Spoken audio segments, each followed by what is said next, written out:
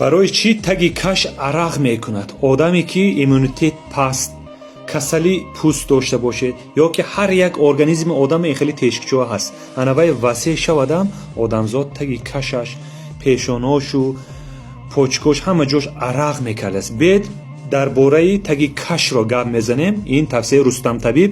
агар нақш шудед, бедору беукол нақш шудед, Рустам Табибро якта дуо мекунед.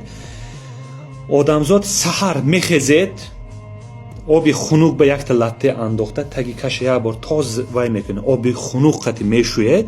ба мана ин санг аст, ачиқтош мегӯд, ба русиш кватсия мегуфтаст.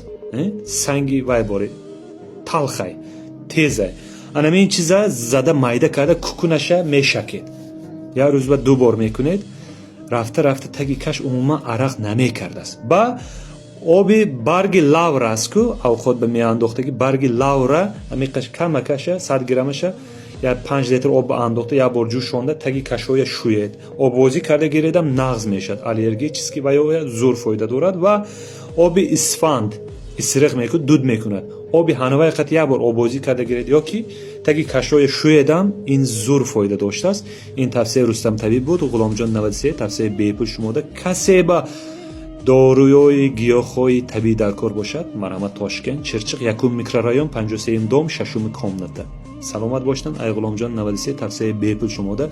блогер номер 1 Тоҷикистон. ҳама вақт ба пеш.